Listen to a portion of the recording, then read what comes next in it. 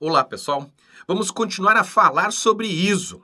E hoje eu quero passar para vocês os princípios da gestão da qualidade envolvidos na norma ISO. Muita gente me pergunta, Célio, qual que é o grande resumão sobre a norma ISO? O que que ela mexe? Aonde que ela atua?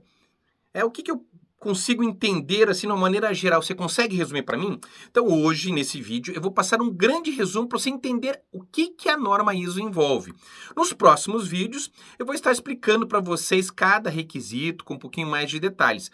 Nessa aula, ou nesse vídeo, como o pessoal aqui do YouTube gosta de falar, eu vou estar passando para vocês quais são esses princípios.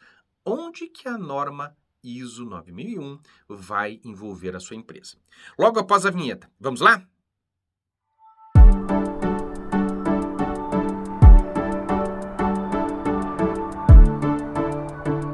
Pessoal, sempre lembrando, coloca o like, marca lá o sininho para continuar seguindo o nosso canal, para quando tiver vídeo novo você poder receber a mensagem.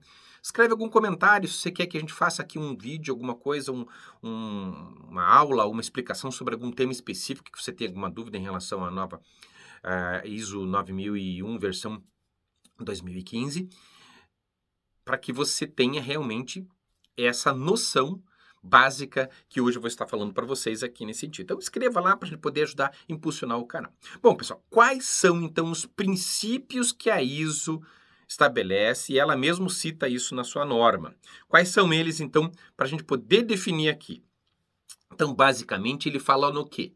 Foco no cliente, liderança, engajamento das pessoas, abordagem de processo, melhoria, tomada de decisão baseada em evidência e gestão de relacionamento. Então, se você for lá na norma, você vai encontrar esses princípios de gestão da qualidade, que a norma é toda construída sobre esse aspecto. Bom, quando ela fala lá, você pega a norma e ela pega foco no cliente. Pessoal, quando aqui foco no cliente, é bom a gente entender, porque muitas das pessoas que não conhecem vão entender que o foco no cliente é o foco do cliente externo. Lógico, ele é o principal disso, mas também o foco do cliente interno. Muita gente esquece disso. Bom, Sara, então resuma para mim o que é o foco no cliente da norma. É você montar todo o seu processo, toda a sua empresa focando no seu cliente. Mas, Célio, eu já faço isso na minha empresa. Você pode fazer isso, mas será que você está seguindo os principais requisitos? Será que isso está organizado? Ou aquilo na sua empresa funciona de forma caótica? As pessoas vão funcionando, vão trabalhando e aquilo tem vida própria e cada um faz a sua parte naquela direção. Pessoal, o caos às vezes funciona também. Muito pequeno empresário, muito médio empresário, ele funciona mais ou menos nesse sentido. Funciona. Tem clientes, atende clientes. Mas como um amigo meu me falou, o grande defeito e qualidade do Brasil é que nós somos um país continental. Então, se você atender mal um cliente hoje, amanhã na tua porta está batendo outro. E assim você vai queimando a sua marca, queimando o seu negócio sem saber. De repente, de uma hora para outra, você perdeu clientela. Ou de uma hora para outra, tem um outro concorrente que abriu uma empresa do lado e ele está atendendo, né, o foco no cliente, está estabelecendo o foco no cliente e ele está ganhando os seus clientes. Então é importante nisso. Então, foco no cliente, o que a norma inteira fala sobre isso? A norma é bem extensa, em alguns detalhezinhos, né, ela determina que a gente faça algumas coisas, mas o foco no cliente é basicamente isso. Então, atender todos os requisitos de qualidade que esse cliente estabelecer. Inclusive o cliente interno. Se a gente fracionar a empresa, né, fatiar a empresa, a gente vai entender que nós temos clientes internos. E normalmente a própria empresa acaba gerando problemas. Por quê? Porque o cliente interno está insatisfeito, de alguma maneira. O processo interno, os fornecedores, né, e clientes internos estão tendo choque. Por isso que você tem problema de clima, porque não está definido quais são os relacionamentos de cliente dentro da sua empresa. Ou que troço mais bacana, não tem nada mais legal do que você tentar resolver um problema que o teu colega criou, que não foi você. Não é isso? Ou em que então que não é sua responsabilidade. Tem uma banana no pé de macieira.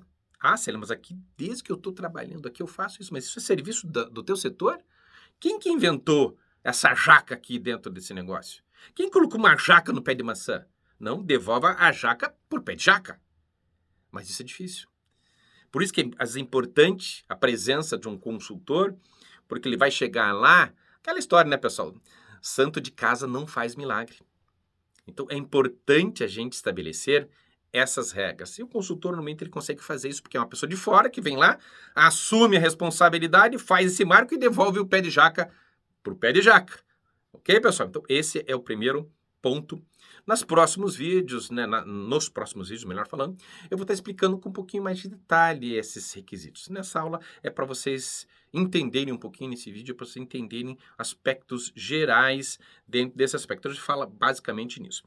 Quando a gente fala em liderança, agora um segundo fundamento. Liderança é como que a alta direção, como que os sócios, como que os diretores, como que um CEO, como que um diretor administrativo, um gerente administrativo, como que os gerentes, como que os líderes se envolvem nesse processo, nessa direção em relação ao futuro, nessa direção em relação lá ao foco no cliente. Como? De que maneira? De que maneira isso é materializado?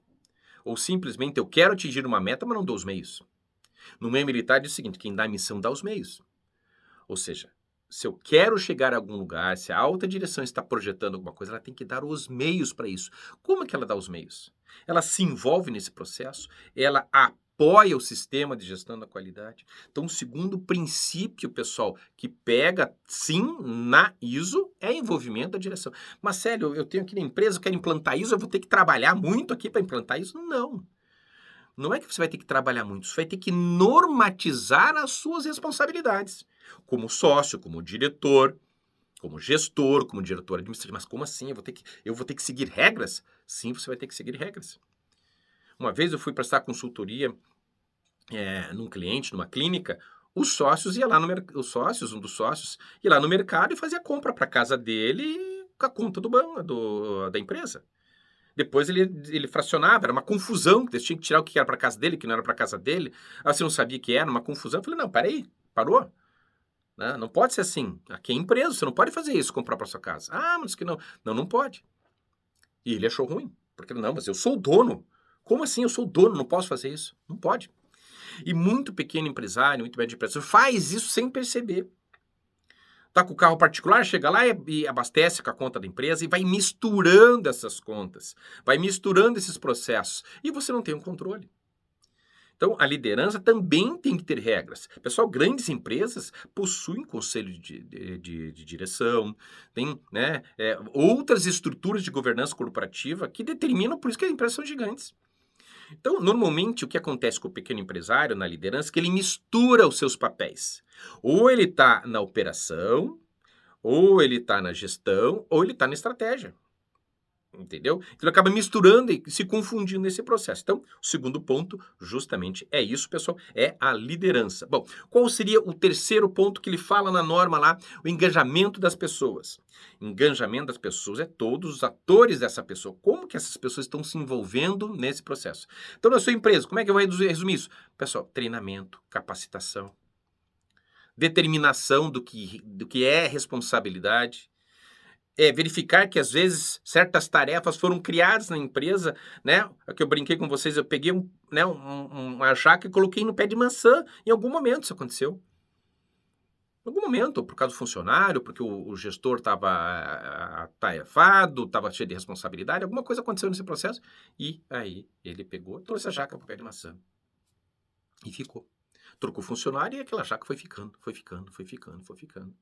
Então, vamos devolver a jaca. Vamos engajar as pessoas dizendo assim, ó, isso aqui é jaca. Jaca, pé de jaca. Mas como assim? Estou aqui há anos trabalhando desde que começou a empresa. A jaca estava aqui. Mas a jaca está errada. Vai ter que voltar para pé de jaca.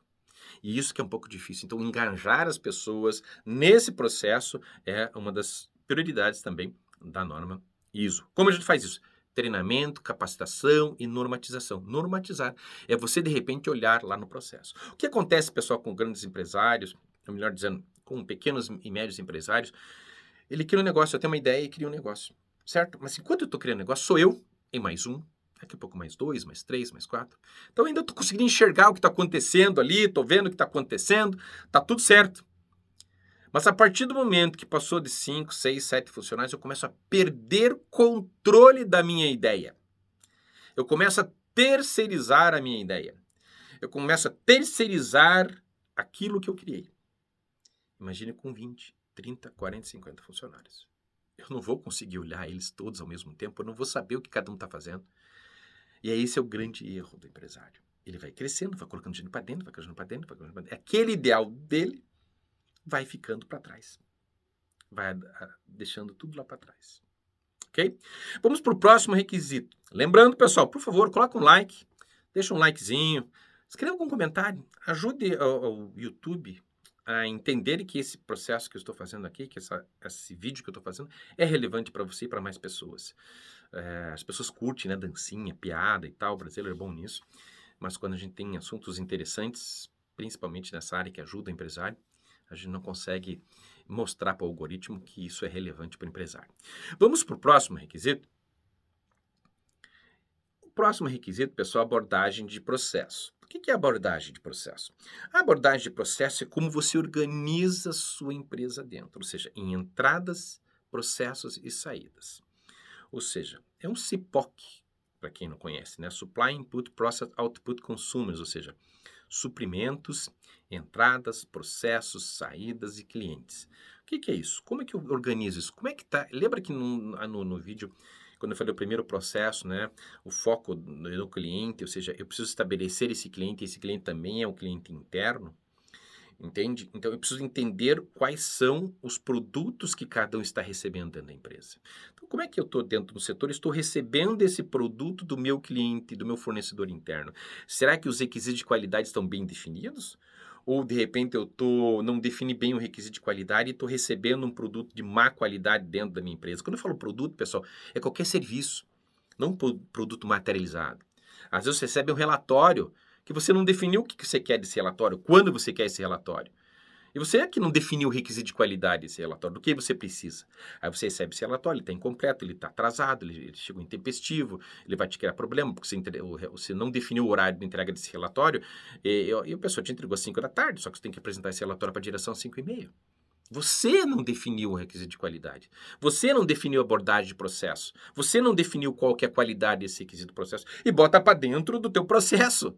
Aí vai ficar caro, pessoal. É aquela história, se eu sou, né, uma confeitaria e o cliente quer que eu faça o melhor bolo do mundo e eu não defino e ele traz os insumos, ele traz um trigo de terceira, ele traz frutas de má qualidade, ele traz ingredientes de má qualidade e eu não falo nada para ele e eu coloco para dentro e depois ele vai me exigir o melhor bolo, o que vai acontecer? Ou eu vou ter que gastar muito dinheiro dentro do meu processo para melhorar, para comprar fruta nova, para melhorar o trigo, para melhorar o meu processo, percebe? Vai ficar caro para mim, eu vou ter pouco lucro. Se é que eu vou ter lucro, por quê? Porque eu coloquei má qualidade dentro do meu processo. Não. Fruta desse jeito eu não quero. Tem que ser essa qualidade. Eu preciso definir internamente também esse tipo de processo. Quando a gente fala lá, abordagem de processo, é mais ou menos isso. Outro fundamento, melhoria. Quando você trabalha com ISO 9001, ou qualquer outras ISO, você precisa estar melhorando constantemente o seu processo. Mas, sério, como assim? Exatamente. É um ciclo de melhoria, de oportunizar melhorias. É importante que defina isso. Então, quando a gente fala em melhorias, é definir essas melhorias do processo. É que o processo vai te gerando oportunidades de melhoria para que você torne cada vez melhor, com produto melhor, com mais satisfação do teu cliente interno e externo, com menos desperdício, com mais lucratividade, com mais inovação, com mais controle, com mais fiscalização. Ou seja, é uma empresa controlada, ou seja, um grande terreno fértil para a sua ideia, empresário, que vai crescendo as melhores ideias, que os problemas vão sendo diminuídos. Ou seja, é uma grande fazenda em que vai crescendo a sua grande soja, a tua plantação de soja, mas a erva daninha está sendo controlada, diminuída, eliminada nesse processo como um todo. Então, isso que a gente chama de melhoria. Quando fala lá no princípio tomada de decisão baseada em evidência, é que as decisões não podem ser baseadas em achismo, pessoal. Eu acho que uma empresa está bom. Eu acho que a comida que eu servi no meu buffet é excelente. Eu acho que a entrega que eu fiz está boa. Virar as costas para isso.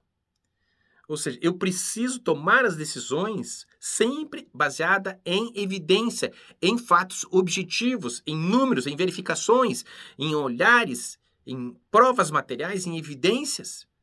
Muitos empresários tomam decisões no achismo, sabe, no improviso, e vão tocando a empresa. Está tendo cliente, está tendo paciente, está tendo, né, serviço. Como falei para vocês, nós somos um país continental, sempre vai ter um cliente a mais aqui, até o dia que abrir um concorrente. E isso você não tem controle. A partir do momento que abrir um concorrente, depois eu tenho um restaurante, estou com uma clientela, que trata mal o cliente, o cara, não quer, eu sou o dono desse negócio. O cara reclamou da comida, eu reclamo com ele, não tem problema, e assim vai. Está tendo cliente toda hora. E se for embora, vê outro. Até o dia que na metade da quadra abre um outro restaurante. E o cara atende o cliente de maneira maravilhosa. Ele pode ter até a mesma comida que você fez, mas ele atende bem o cliente. Ele satisfaz o cliente, ele dá atenção ao cliente, ele monitora o processo com fatos e dados. Ele faz pesquisa de satisfação da comida, ele verifica que a comida daquele dia não ficou boa, ele vai melhorar o processo, ou seja, tomada baseada em eficiências. E assim ele consegue tirar os seus clientes e daqui a pouco, meu amigo, a sua empresa quebrou. Isso vale para restaurante, vale para oficina, vale para jardinagem, vale para qualquer outro serviço, farmácia, qualquer serviço. O seu inimigo na gestão é você mesmo. É isso que o empresário não entende. Como que ele abre negócio, começa a bombar, bombar, bombar, bombar e de repente ele quebra. E por fim, o último fundamento que a norma também aborda de maneira geral, lembrando que eu estou fazendo aqui um apanhado geral na sequência, eu vou detalhar, é a gestão de relacionamento, que envolve um pouquinho do que eu acabei de falar. É como que você relaciona. A gestão de relacionamento também é do cliente interno, é o clima, é o que está acontecendo. Às vezes o teu funcionário interno está criando problema, porque ele está se queixando, tendo problemas no fornecedor interno, com outro colega de trabalho, ele está criando problemas para você. Está respingando lá no cliente externo. Então, a gestão do relacionamento também, como que você faz essa gestão? Como que você faz o relacionamento com o teu cliente? Como que você aborda? Como é que você pesquisa? Tudo isso com fatos e dados.